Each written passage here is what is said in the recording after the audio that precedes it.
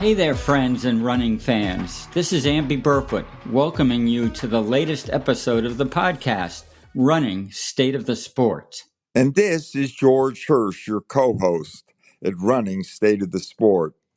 In every episode, we talk to the smartest, most informed, most influential, and sometimes fastest runners on the planet. This week, we've got a great conversation with a woman who was once one of the fastest on the planet. That's the pioneer marathon runner, Patti Catalano Dillon. Just last week at the New York City Marathon, she received the prestigious Abebe Bikila Award. Patti won a number of big marathons during her career, but she's best remembered as the first American woman to break 2:30 in the marathon, which she did in New York in 1980 when she finished second to the nearly unbeatable Grete Waitz. But before going to Patti, we want to talk about some of the biggest recent news stories in the running world. Amby, what grabbed your attention? Well, obviously, George, after the TCS New York City Marathon, that's what we've been talking about. That's what we've been analyzing for this last week or so. And frankly, I wish Patti had been running because she would have never jogged the course the way the elite women's field did with their winning time of over 2:27. Here are some numbers that I put together about the World Marathon major races this year. These numbers represent the gap between the men's winning time and the women's winning time. Here they come. Tokyo, 11 minutes and 6 seconds, the male runner ahead of the first female. Boston, 15:44. London, 17 minutes, 8 seconds. Berlin, 9 minutes, 9 seconds. Chicago, 13 minutes, 9 seconds. New York, 22 minutes and 25 seconds. So before New York, we all thought this was going to be a race for the seasons. The women's field was so strong, and all we got was a replay of the Fifth Avenue Mile rather than a full 5-borough marathon. You know, it's so interesting what you say, Amby, those differentials. And think of it that 40 years ago, Patti Dillon ran 2 hours and 27 minutes. And there were no super shoes back then either. No, there weren't. But she was a fierce competitor. And that's what I feel we didn't see at this year's New York City Marathon. So what can be done? This week, I've been talking with Bill Rogers, Jack Fultz, Tony Revis, and a few others. And here's our proposal. The marathons obviously put up good appearance money and prize money for the runners, and they should somehow tie that prize money to actual performance. Yes, the runners should get nice bonuses when they run fast and break the course record, but they should also get deductions if they run too slow.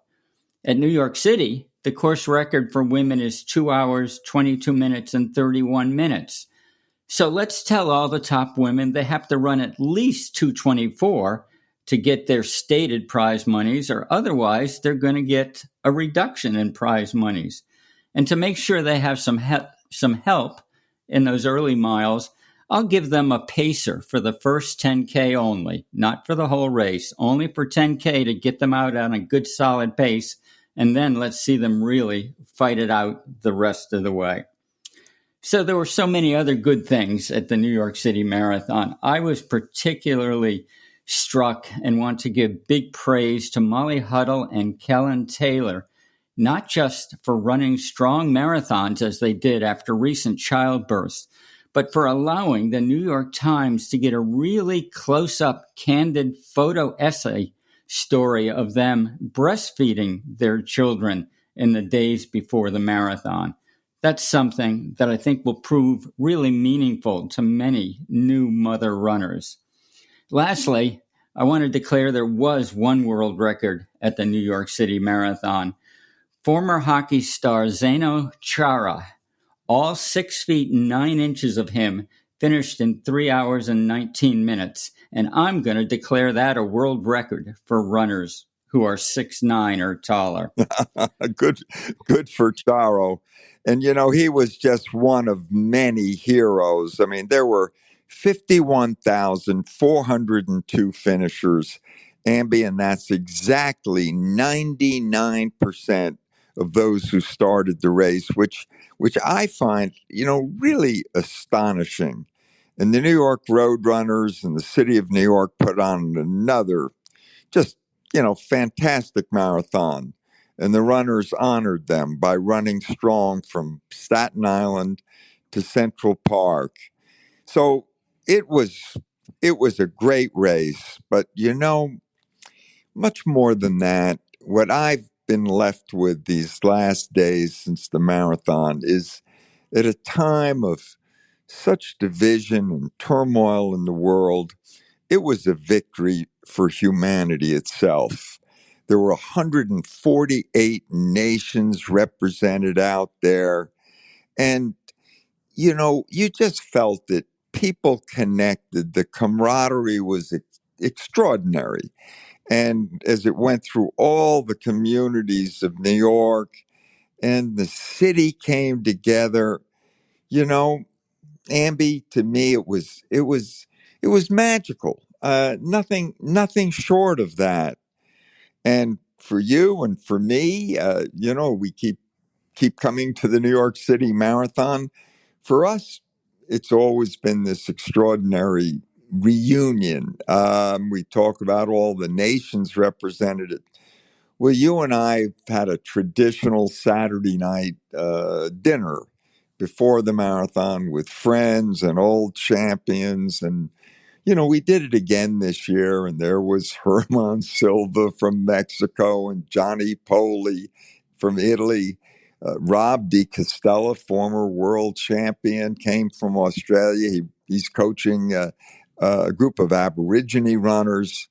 Steve Jones was with us for dinner, the Welshman who was the former world record holder, running 2:07, 40 years ago. I mean, and then, of course, Frank Shorter, Bill Rogers, Joni Benoit, Dina, Meb. It was something. But, what I love about all of this is we keep even as we mix it up with old friends, we meet new people. And Tom Carlio of New Balance brought to our little Saturday evening dinner Gabby Thomas, the super sprinter. As you remember, she won a silver and a gold in Budapest. And I think she's going to be one of the big faces of the Paris Olympics as far as NBC and the media are concerned, because she's dazzling. And what a person. We threw her into the mix of all these old marathon runners. And I, every one of us wanted to get a selfie with her. She just stole our hearts. I mean, she was something. So many memories out of a weekend like this, Amby. Well, it was spectacular, George, and it was not just magical, as you said, but almost miraculous. We couldn't help but, in the days before the race, wonder if there might be this kind of protest or that kind of protest with all that's going on in the world. But fortunately, there wasn't, certainly not of a major scale, and the race was just magnificent every step of the way. And my thinking about Gabby Thomas, it was great to meet her, of course. And all of us being old, stiff marathon runners were sort of nudging her and saying, "So, Gabby, are you going to be inspired to run a marathon?" And she didn't respond to that. But she had the great class, not to ask any of us if we wanted to step on the track to go 200 meters with her, because how that would have worked out. Amby, we've talked a lot about the marathon, but we still haven't tipped our hat to the men's winner, Tamarat Tola. I mean, my gosh, he set the course record. And let's put that in a little bit of context. New York is famously a difficult course. It's not easy. It's got the bridges. We know it's slow. And I was reading Kyle Merber, he's a real student of the sport. And he did an analysis of New York and showed that it could be about 3.5 to 4 minutes slower than a super fast course like Rotterdam. And he based that on the times of a number of the top 10 finishers who ran New York and also ran Rotterdam. So take, Tola's 2:04:58, knock off 3.5, 4 minutes, and you've got him in the Kipchoge Kiptum League as a real contender, I would think, for Paris 2024 in the Olympic marathon. Well, absolutely, because he ran totally alone, no rabbit any step of the way, nobody anywhere near him the last half of the course.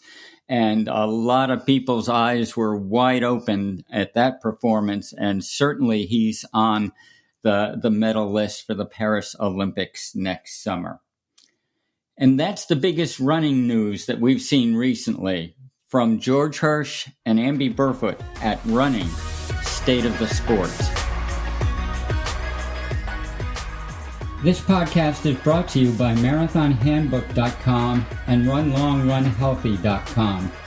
Marathon Handbook is the world's leading marathon website with a special focus on trustworthy running information and free runner-tested training plans for all ability levels. And Run Long, Run Healthy is Amby's weekly newsletter with the newest, most scientific, and most useful training advice for runners.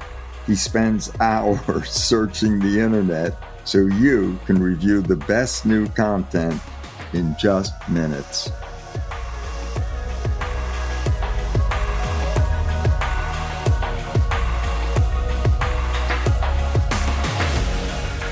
Now let's turn our attention to this week's guest, Patti Catalano Dillon.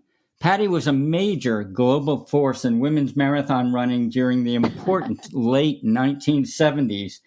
She had 5 wins at the Ocean State Marathon, 4 in Honolulu, and 3 heartbreaking seconds in the Boston Marathon. And Patti was a barrier breaker in another way also. In November 1980, at the New York City Marathon, she became the first U.S. woman to break 2:30 in the marathon. Patti, it's so terrific to have you with us. Thank you so much. This is wonderful. Look at you guys. This is great. This is great. Thank you so much for having me on your show. Well, our listeners can't see us, Patti, as you can. Oh, that's right. But that's okay. They're listening, and many of them will not actually know a lot about your early days in running because it wasn't yesterday. It was in the 1970s. So could you tell us a little bit about your childhood, the family that you grew up with, and what life was like? Oh, okay, sure. I grew up in a little peninsula off of Boston, a place called Quincy, City of Presidents, a place called Howe's Neck. And I could see the beach from my bedroom window. It was just great. I never thought I would leave the ocean, but I lived in the desert, and now I live in the country. And I did leave the ocean. And it was pretty good. I was the oldest of 9 kids. There's 5 years between myself and the next one. And I had a lot of responsibilities as a child growing up. And hence, when I started running, it was great. It was like the first time I could breathe.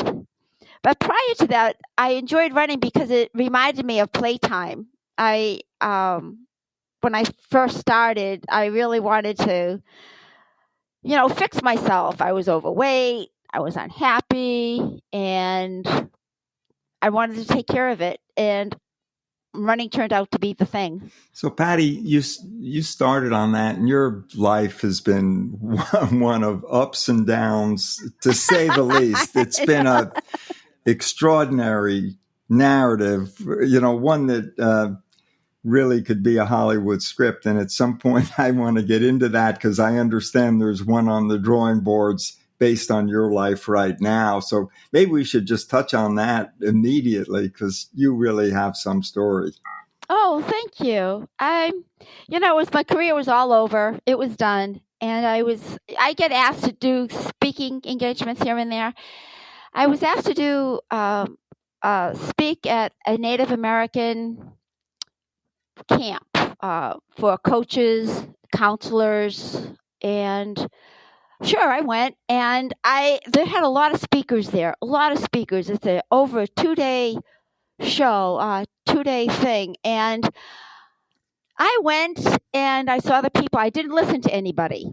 And I didn't know what the heck, why they brought me in or what I was going to speak about.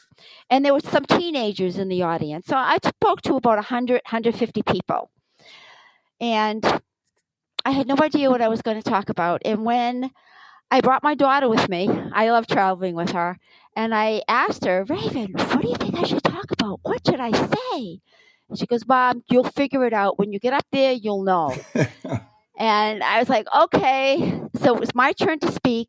And as I walked up, I just put my hands down by my side, and I made the waves. I could feel energy. I know it's weird. I could feel energy, and I thought, okay. I stood up in front of the out of the room, and then words just shot out of my mouth. And what I did tell them was how I ended my career. And I didn't tell them in the beginning. I told them how I ended it and that I could walk away. I did the Rio Marathon, and I had thought that this was going to reignite, kick off a new beginning for me. And it turned out to be, after the race, that I could say, that's it. No more. I don't need to do this. I'm satisfied. I'm happy. I reached what I wanted, and without even knowing what I wanted. And in the audience was a documentary person, a filmmaker. And as I was talking to the teenagers, and Henry Rono was there, and we were posing for pictures and signing autographs. And my daughter came over, and she gave me a card, and she says, Mom, you got to talk to this guy. I was like, oh, okay. And I just see the word documentary, and I was like, oh, been there, done that. It's not going to happen. So I put it aside, and I just, kept doing what I was doing. Over time, he came over, introduced himself. His name is Mr. Sanjay Raul. He's an award-winning filmmaker. And he said, I would like to talk to you about a documentary. And I was like, oh, okay. So it happened to be he lived in New York, and we could go there. So we did. Danny and I visited with him and another producer, and we chatted. And when we came home, I got a phone call that said, oh, Patti, well, it was great that you came here. It was wonderful that you could talk. And it's to tell you it's not going to be a documentary. And I was like, oh, okay. And I totally understood. And I was making sign languages at Danny. I said, see, I told you. And then he said, well, it's going to be a narrative. And I went, oh, okay. Without even knowing what a narrative was. A story based on your life, right? Yes, I know. But I mean, you hear film or a movie, and it just threw me like a narrative. Okay. And over time, I realized that what he was looking for, what I said during my talk, I was given a 20-minute session, 20-minute time limit. And as I was speaking at the coaches conference, I looked over at the person who invited me, and he just went, and I went, okay. So I took another, more, I was developing the story more, and I looked over, and he just went, and I went, okay. And then the third time, I glanced over one time, and he just went like this. He shook his hands like, go on, go on, go on. So I said, okay, I have room. So that's what happened. I walked all over the room. I asked questions. I was telling them I was being demonstrative and expressive, just like I like to be. So, and I was, Patti, you mentioned Native American. So we should tell our listeners that you're the daughter of an indigenous mother. Yes, I am.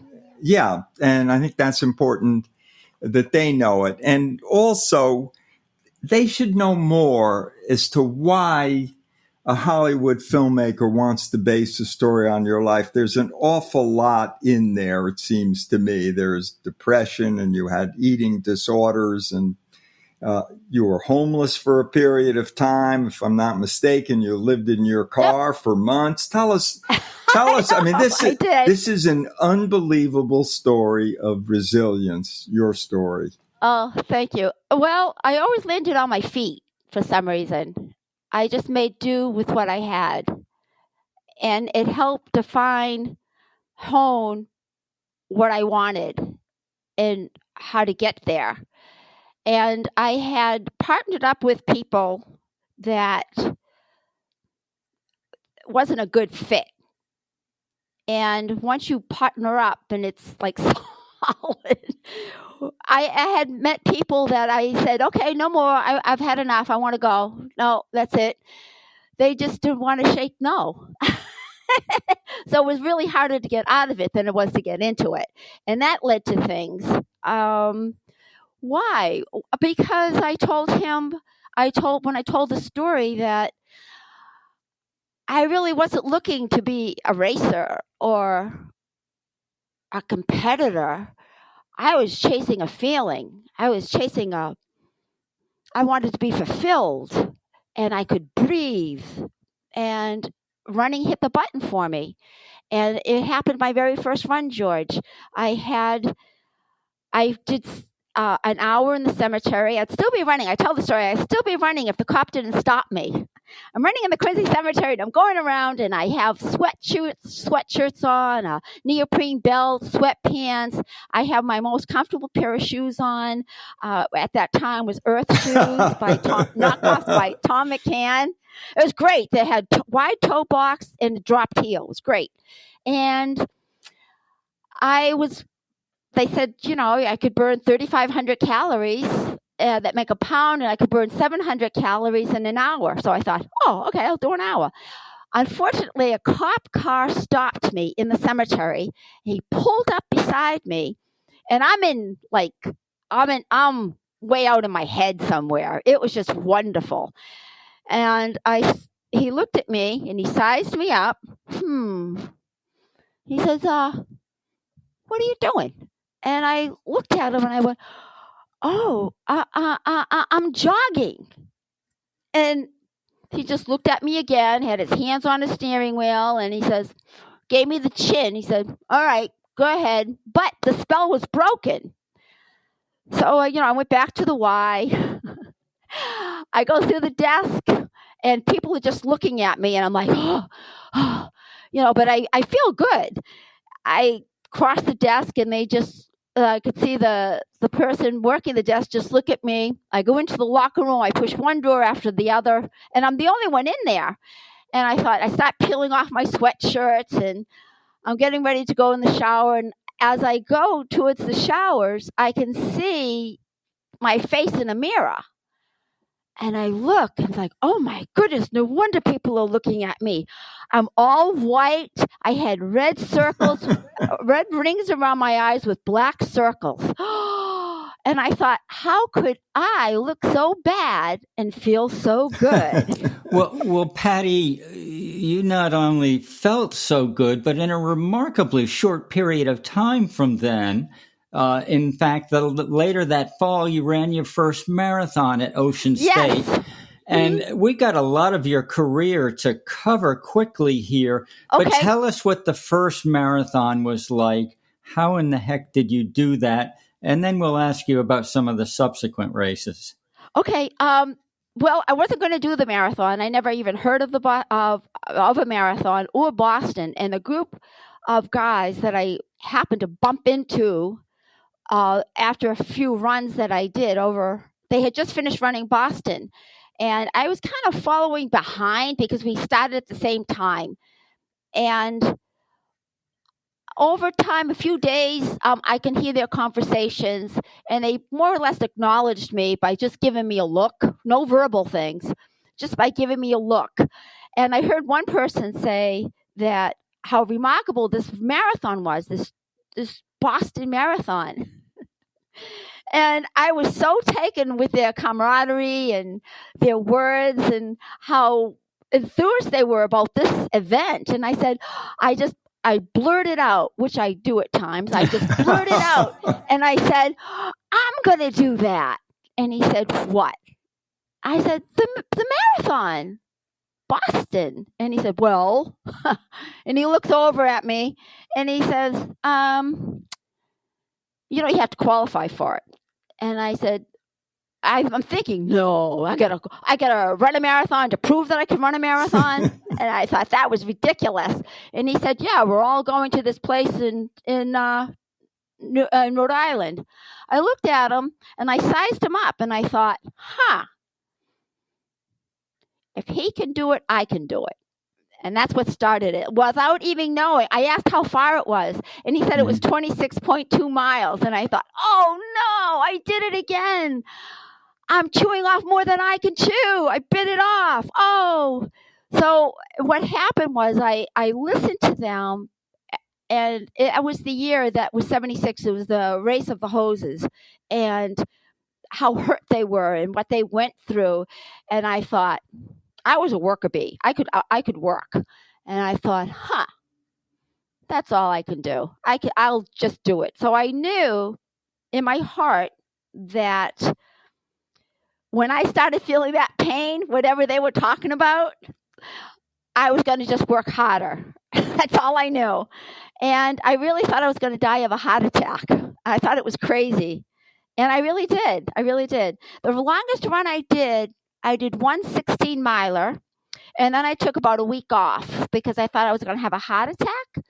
I was like, oh, that was a lot. I got to save it. And Patti, you ran 2:53.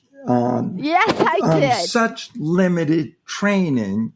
I mean, that's just unbelievable. Oh, but I had the mental. I had here.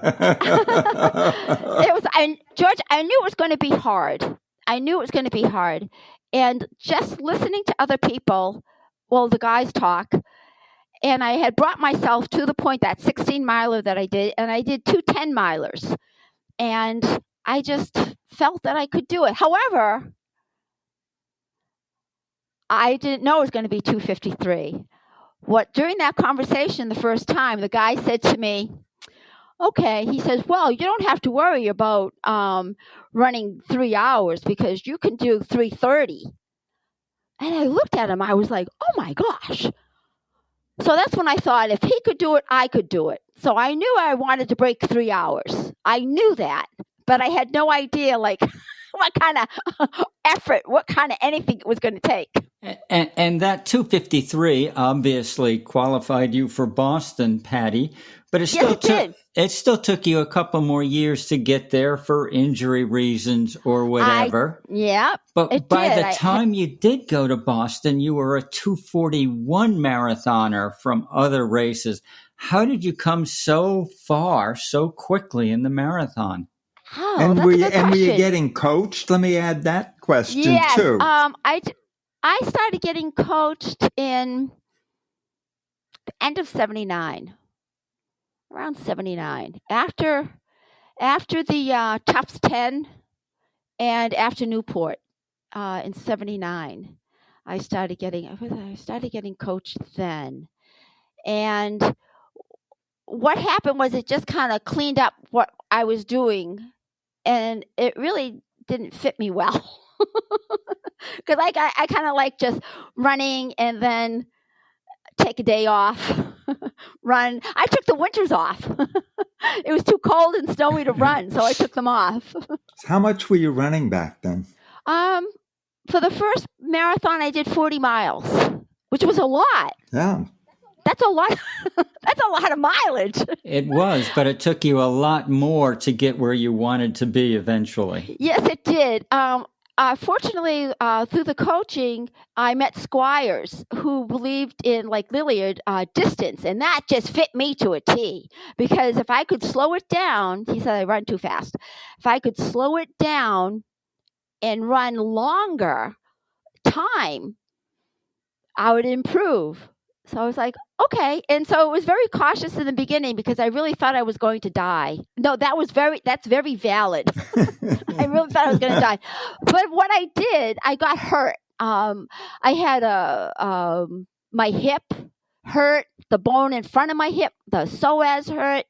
And I still continued because if you remember around that time in the 70s, you weren't considered a runner unless you did like 7-minute pace.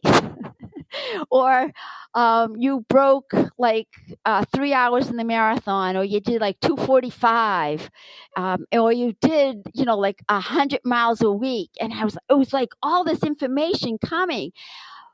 Luckily, the people that I saw at Billy's store in Cleveland Circle, they were just regular people who ran. And I thought, okay. And so I would run hard with them, because that's how they ran. They were guys. That's how they ran. But then I would sneak off by myself and then just and just run easy to bring back the niceness. And so I guess I was getting a lot of miles in.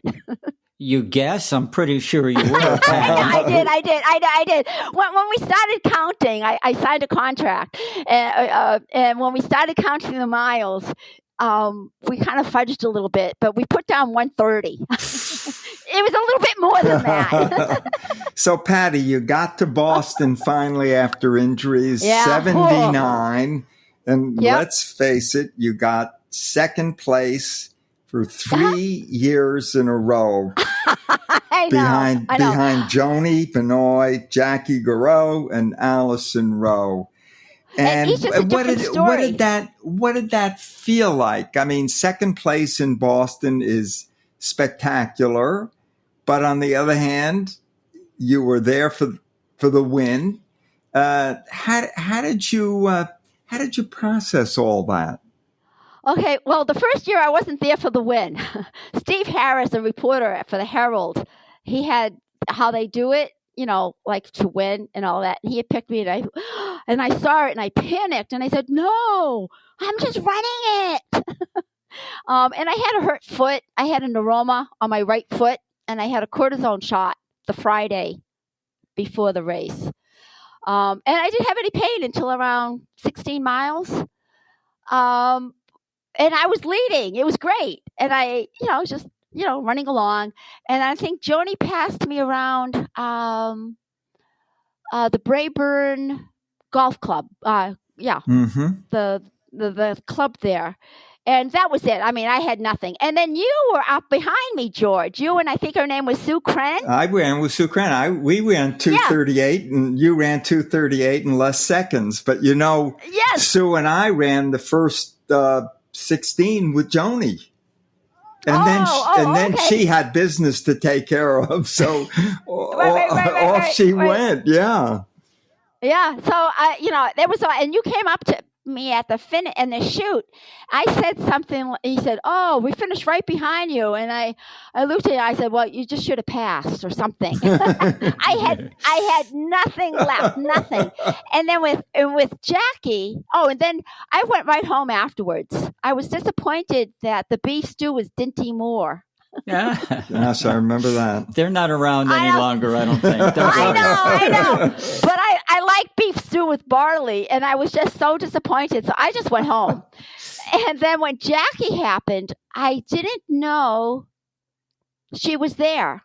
I didn't know. I didn't read the papers. I didn't know she was in the race. I didn't know she was ahead until some of the master, Lucky Gray, Bob Regan, the master runners there at the time, were near the hills, and they shouted, "Yellow shorts, she's right there."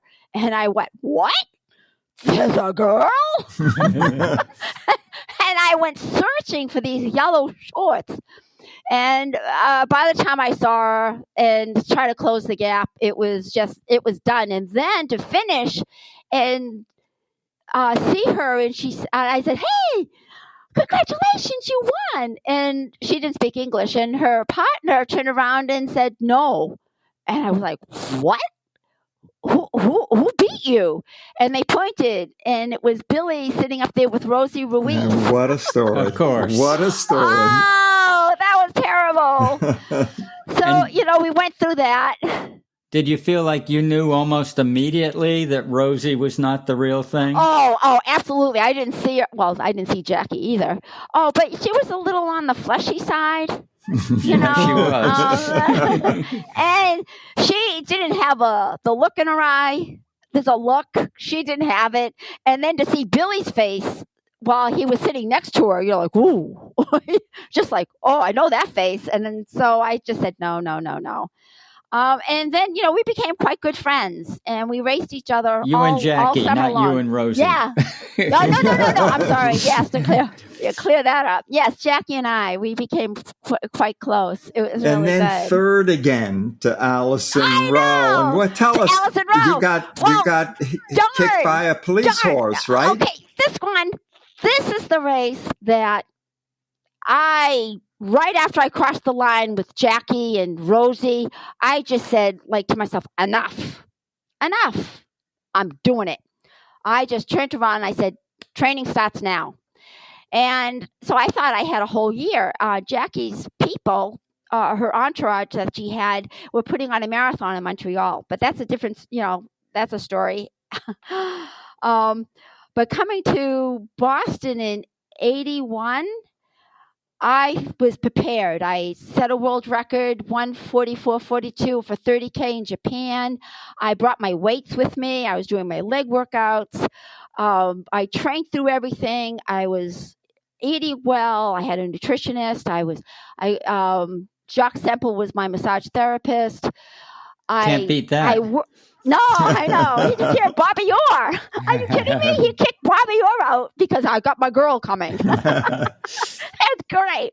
In any case, in my heart, you train to win. Every scenario, the feeling comes and you relax, push harder, and you pay. I don't know about you, but I pay attention to a time, and then associate it with the feel.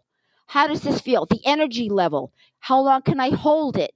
Is this too much? Should I back off? So there's a lot going on, and I thought, okay, I can handle anything. I can handle this. It's all a go. And I trained the last 5K, 23 to finish line. I knew every blade of grass, every piece of sand from the winter. I did that hard, but relaxed. I was like, I got this. So in the run, coming up to Cleveland Circle, and it was fabulous. I already conquered the Brayburn Country Club. I already conquered that because that's where Joni was. I already passed Jackie Galoro in my head, and so I knew it was free sailing. I was like, okay, here we go. 23 miles. I'm gonna bang it out. Didn't happen. I came up, and there's only enough room for one runner to get to pass. And as I was coming down on the circle there, on the little downhill, it was fabulous. There's people hanging out of the apartment buildings. There's people across on the lights, straddling it. And I hear, Patti. And I was like, oh, yeah. But, you don't acknowledge anything. You just keep going. And as I came down into the red lights, the lights there in the circle with all the trolleys crisscross, and there's only enough room for one person. And there's people, because they're leaning into you and they're touching you. You know how it is, Amby. They're like, want to touch you. And I'm sideways, and I'm trying to get through. And as I do, smash into the back end of a horse. Oof. One of the police horses. And because there were so many people there, I didn't fall down. I got caught. Tom Duderian caught me. And he passed me on to another Greater Boston guy, Paul Oborowski.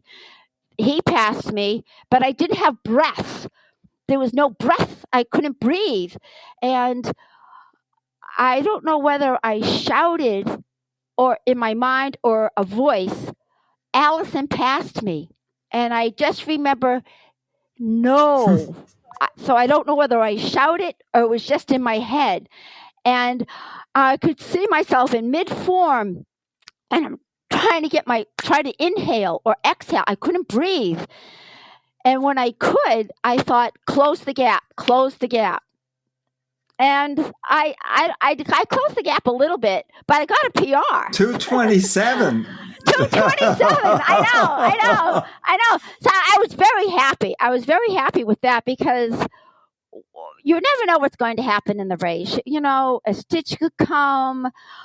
You could just get something could happen. Your foot, your leg, your hamstring, your knee. Something could really happen. Or a dog could come out, or somebody could pass you a thing of rum, which has happened.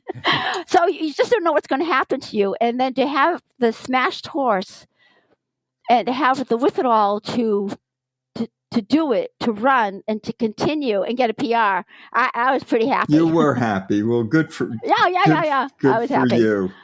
So, Patti, what's going on in women's running now? We're watching 2:14, I know. 2:11. Okay. I mean, what do you make of all this? Oh, it's great.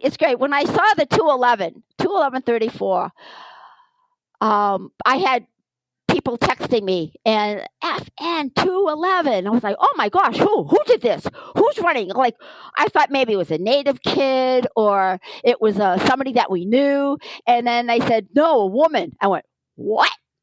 So I looked and I did the math, and I love doing math, and it comes out to be 5:02 pace. And then I looked at her history. And I said, oh, half miler. Oh. So I texted back. I said, she knows herself. She's been in the well many times. She knows what it's made out of. She hung up her pictures there. So, Patti, I think it's great to hear you say that you love math and you came up. Oh, yeah. 5:02 is what I got when I did the same division that you got. But I want to go back to your own running a little bit still. You were running in a period when the pioneers of women's running, the first people to really push through the barriers were there. And we've mentioned names already like Joni. I don't think we've mentioned Lynn Jennings. You ran against her. Lynn. Allison. And of course, Grete Waitz. What was it like to be part of that group of women which were going where no one ever imagined you could go? We didn't think of that. I didn't think of that. I thought they were always there. And I didn't think of women's pioneers or that it was the beginning of the wave for women. I thought it was always there. I never thought there was a problem that women couldn't run. I didn't know. I just thought they chose not to, that they were missing out, because I heard great conversations. I ran with a lot of men, and track from the local colleges, and I heard a lot of stories, and I thought, oh my goodness, their wives and girlfriends are missing out on this. I hear a lot, and it was all like deep stuff, a lot of deep stuff. They wanted to talk, and I thought, wow, they're missing out. With Joni and Lynn, we were on the same team at the time. We ran for Liberty, and we had some team. It was great. I ran for a very short time, but Joni was in Maine, and she went to North Carolina. Then she went to Bowdoin. Back to Bowdoin. And then Lynn was in high school, and I felt like an old lady because she was a high schooler. And I thought, oh, I'm running against kids. This is ridiculous. I can't do this. This is like, and somebody actually said to me, why do you run? You're taking trophies away from little kids. Oh. And, and I thought at the time, I'm running local races, and I didn't see any kids at the races running 5 miles or 10 miles. I thought, wow, if they were, that shouldn't be. But, and I didn't know Lynn that well. I'm going to see her at the end of the month, though. Oh, good. Yeah, it'll be nice. It'll be a good visit.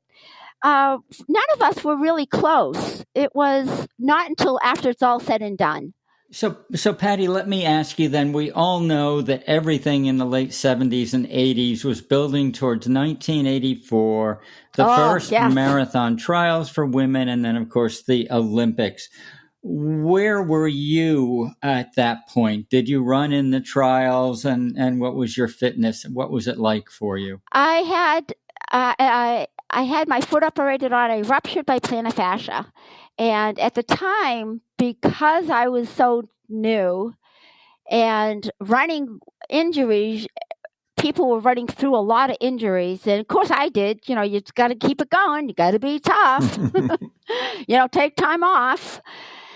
And what happened was people really didn't understand or believe me that I had a sore foot. It happened in the Travera Twosome. I was running fabulous. I was going great. And going around a turn, around the 7 mile or 8 mile, I think it was, I could feel all the weight of me in the turn on the inside of my arch. And it was like, oh, wow, that hurt. And so I finished the race. I won. It was good. And, I'm there by myself and I'm thinking at my foot, but it went away. So since that time, it finally ruptured at the Tufts track in a year later. People thought because I couldn't run up and down the sidewalks, I couldn't take that. I couldn't take the slant in the road. So I had to run late at night and run in the middle of the road. So I to stay on the crown. And so I think it would have been better if I knew what the pain was from. And so it ruptured, and that was in 82. February of 82, I had it operated on. I got a stress fracture that September. I had the long-term recovery because I had it reattached. And that lost time. Come to the trials, I had to go qualify. And I did, ironically, in Houston, which I had won a few years prior. And I ran a 2:53. So I ran that January, 2:53, by the skin of my teeth to get my qualifying time in. I think I made it by 30 seconds. And I had after race effects. I never really had after race effects. This was bad. I had feverish. I was exhausted. I just wanted to sleep for days. In any case, I did make it. And I said, I really have to whip myself into shape. And so I did. And the Olympic trials was the goal. And privately, my personal life was on the rocks. And there was separation, and I thought, I'm just going to do the trials and get my mind on that. And so I did, and I did go, and I did a 2:38. I'm looking at 2:36, 16th Oh, really? place. I did 2:36. Yes, congratulations. Oh, thank you. I did sub-6. That's cool. That's a long way from 2:53 in January, a couple months before. Yes, I'll tell you. Well, I had to lose weight. I started all over again. I had to lose like 25 pounds. I went back to the gym, and I just beelined. And then after the trials, I thought things would be different, and it wasn't. So I didn't get invited to races, really. And so that just put the thinking in another area, but I wasn't ready to give up, to quit. Patti, there's so much to your story. We may actually have to circle back and do it again and fill in some more details. But for now, I'd like to ask you our little closing question, which is, if we gave you a fairy godmother and 3 wishes for the world of running, for yourself, for whatever, what wishes might you make? Well, that one was easy. I have one, and it's a big one. For 30 years now, I've been wanting, and I've been wanting it. And it started, I'm the coach now, so it's for Wings of America. 30 years, I've been wanting an all Native American Olympic team. Whoa. I haven't let that go. I'm on the board of directors. Go for it. For Wings. And I've been telling them, I said, look at all the stuff. Look what we do. Look what we're able to do. And they said, yeah, it's not far-fetched. So, it's starting. You got to beat the drum a little bit more, a little bit louder. And but you start with one. And Wings is an Indigenous or Native American running club for anyone who doesn't know that. Yes, it is. And it's another wish? In the same line, cross country, an all Native American cross country team. It's the same thing. I think that's if we start with cross country and build from there, because cross country I ran cross country. I loved cross country, and a lot of natives we run cross country. That would be fabulous, but it's more. I couldn't think of a third one. I got those two, as I have my head around that. Patti, thank you so much. This is what a joy to be with you, as always. Thank you. You are so inspiring. Really. Oh, thank you, George. It's been great. Patti, every meeting with you, whether it's in real life, in person, face-to-face, or audio like this, your energy is so palpable. Your spirit is so high and positive. It's very, very easy to understand why you were a great marathon runner and a great competitor. I'm not saying it's easy to do what you did, but your energy, I think, has no bounds. Oh, thank you. I just love it. I really do. I just love that first time. It hit, I could breathe, and I felt so good, and I never had that feeling before. And I say it, it was happiness or joy, and I think it was just a big God moment. Well, we're so happy that you had that moment and that it gave you such a wonderful life going forward. And again, we thank you for being with us today.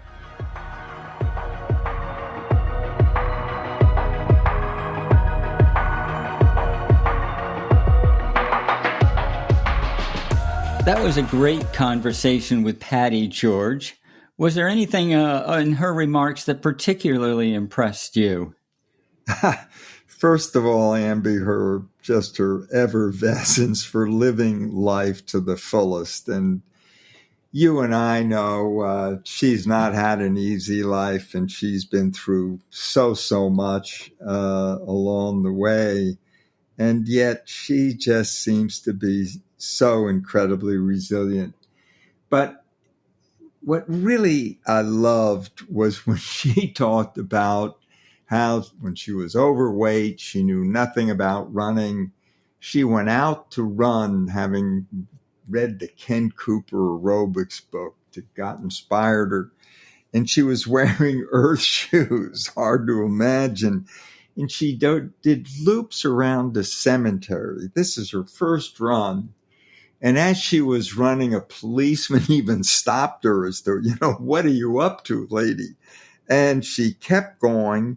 She ran 7 miles. And she said, for the first time, I felt like I could breathe. And I'd never had that feeling before. I mean, that one just got me. That really did. That breathe comment really hit me also. I've been fortunate that Patti and Danny Dillon now live in my neck of the woods in Connecticut. So we see them, I don't know, a half dozen times during the year. So we've had lots of conversations about her tough childhood. And she was kind of the mother to the kids in her family because the parents were absent doing other things, and life was tough. And she didn't get much chance to breathe. She was cooking and taking care of the kids and sending them off to school every day. So running really gave her a release. And the other thing you always notice about Patti is just the energy. She makes you feel like she probably sleeps 2 hours a day and wakes up at 1 o'clock in the morning just as full of energy as some of us get to at about noontime. And I can imagine that energy fueled some incredible training and races. And we know her race results. And she also told us that she trained up to 130 miles a week. And this was, 40 years ago. So it's not just today's runners that are all in on the sport, but Patti was also. Well, it was wonderful seeing her honored with the Abebe Bikila Award in New York. And I guess that's it, Amby, for this week's episode of Running State of the Sport. We hope you've enjoyed it as much as we've enjoyed sharing this time with you. And we'll be back again in 2 weeks with our next episode. Until then, please tell your friends about Running State of the Sport. We'd also appreciate a review at your favorite podcast host, like Apple Podcasts or Spotify Podcasts. In signing off, here's our hope for the state of your own personal running. Chin up, clear eyes, full heart, keep moving, onward.